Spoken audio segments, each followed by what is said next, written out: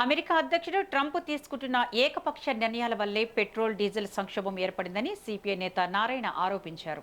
అలాగే కేంద్ర రాష్ట్ర ప్రభుత్వాలపై తీవ్ర విమర్శలు చేశారు.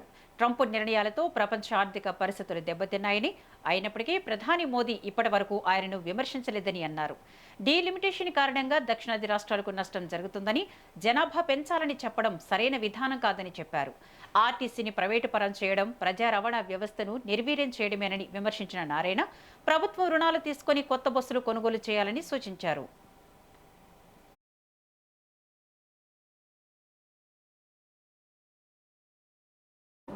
ఈ గ్యాసు పెట్రోల్ అవన్నీ బ్లాక్ మార్కెట్ చేస్తున్నారు, జాగ్రత్త, ఒళ్ళు తాట తీస్తాము, బ్లాక్ మార్కెట్ అని చెప్పేసి అని బెదరగొడుతున్నాడు. అసలు సప్లై లేకపోతే వీళ్ళు బ్లాక్ చేసేది ఏముంది ఇక్కడ అంటే ఎందుకు ప్రాబ్లం వచ్చింది? ప్రాబ్లం వచ్చిన ఒకే వ్యక్తి వల్ల వచ్చింది. అమెరికా అధ్యక్షుడు ట్రంప్ ఏకపక్షంగా ఆయిల్ ఉత్పత్తి దేశాల మొత్తం మీద ఏకపక్షంగా దాడులు చేస్తున్నాడు. వెనుజులా రెండవ అతిపెద్ద ఉత్పత్తి దేశం అది ఆయిల్. దాన్ని బెదిరించని ట్రై చేశాడు. దొంగకపోతే దేశాధ్యక్షుడిని బాగా తీసుకెళ్ళిపోయాడు. మనం ఒకప్పుడు రాయలసీమలో ఫ్యాక్షన్స్లో కిడ్నాప్ చేసేవాళ్ళు, వీళ్ళకన్నా మించిపోయాడు ట్రంప్. దాని ప్రకారం అబ్బాలంటున్నారు.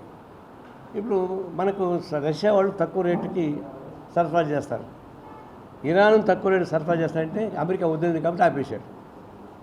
ఇప్పుడు ప్రపంచం మొత్తం మీదుగా ఆయిల్ ఉత్పత్తి దేశాలని ఆయన కంట్రోల్ పెట్టుకొని, ఆయన కంట్రోల్ లేని వాళ్ళ దేశాలను మీరు కొనడానికి వీలేదని భారతదేశాన్ని ఆపించాడు.